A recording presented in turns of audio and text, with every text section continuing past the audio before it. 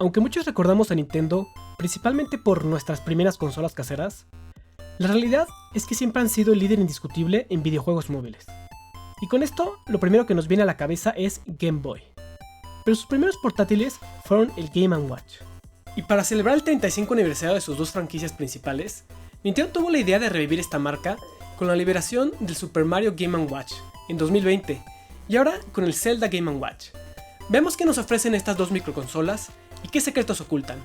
Bienvenidos de nuevo, yo soy Claudio y esto es De Cero a Tech.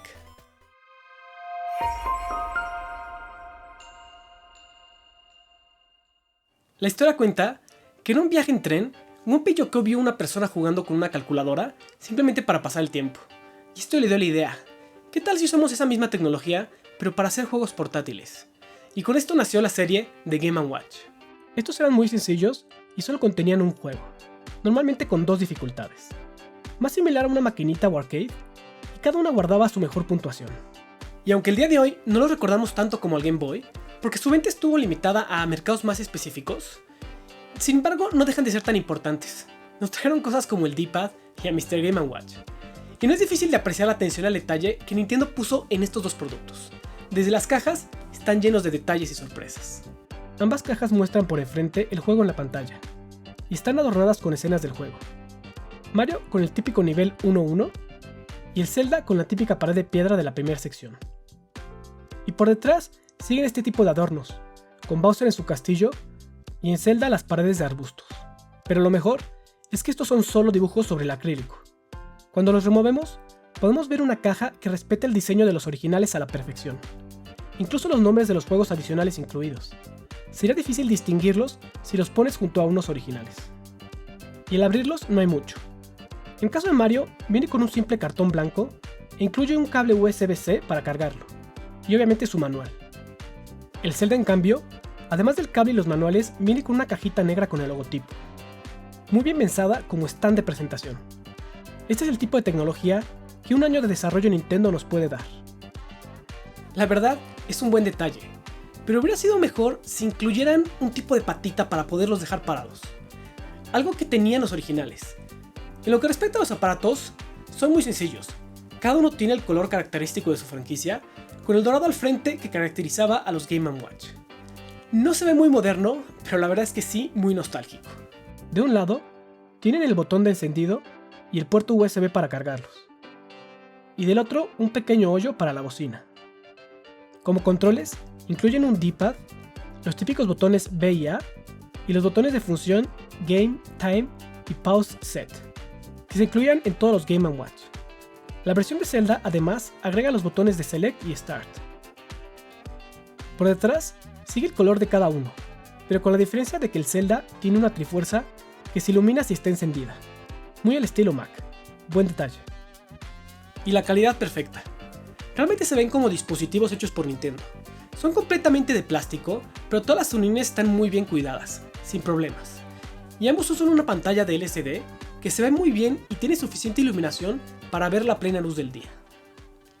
La primera funcionalidad que tienen estos portátiles es que sirven como reloj, que en los modelos originales era muy útil porque nunca se quitaba de la pantalla y no gastaba mucha pila, pero en estas versiones no es más que una simple curiosidad, lo que sí, una muy bien pensada. En el caso de Mario, lo podrás ver corriendo una y otra vez por el mismo escenario, o lo puedes cambiar presionando otra vez el botón de Time. Pero aunque parece muy repetitivo, está lleno de cameos a diferentes horas, desde Shy Guys hasta Yoshi. Y si estás algo molesto con Mario, puedes aventarle más malos presionando el botón A. Y en Zelda, puedes ver a Link haciendo su aventura y paso a paso ir juntando la trifuerza. Y si quieres ayudarlo, puedes presionar el botón A para tomar el control. Lo que sí es que no esperes una navegación, únicamente cambia la pantalla con el cambio de los minutos. Si quieres ver todo lo que pasa, no dejes de ver la pantalla por 24 horas. Excelente idea para aprovechar tu sábado. Y más aún con el sonido activado, con lo que puedes escuchar esto cada segundo.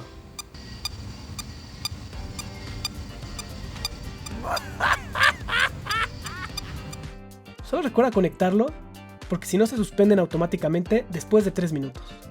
La versión de Mario incluye 3 juegos: Super Mario Bros. 1, posiblemente el juego clásico más reconocido del mundo, y viene completo, tal cual lo recuerdas. Y también incluye Super Mario Bros. 2, pero la versión japonesa, no el que conocimos en América, sino el que conocimos hasta que salió Super Mario All Stars en el SNES, que tenía el nombre de Lost Levels. Básicamente es una nueva aventura, pero con niveles mucho más difíciles.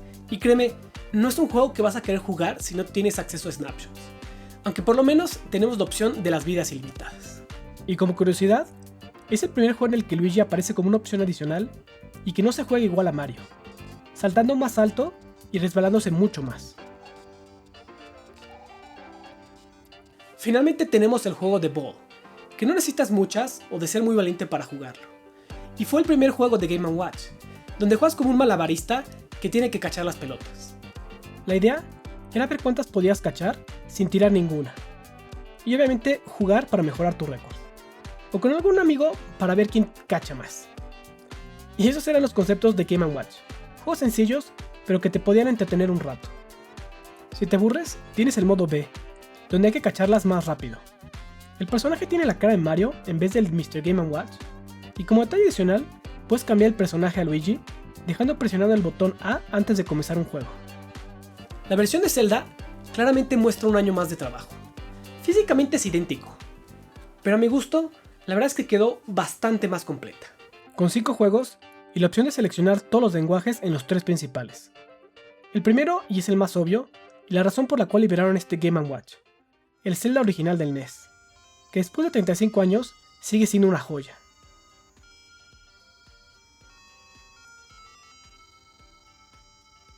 El segundo juego, el más divisivo Zelda 2, The Adventure of Link.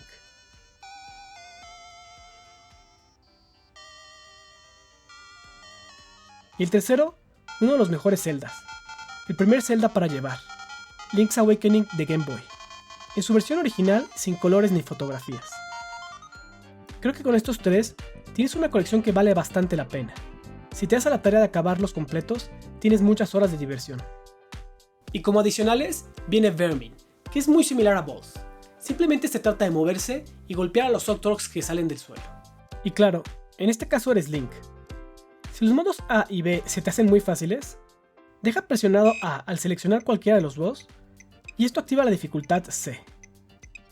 Y como quinto y último juego, Timer, que básicamente te avienta con el Link de Zelda 2 a pelear con monstruos ilimitados, para ver cuántos puedes matar en el tiempo seleccionado.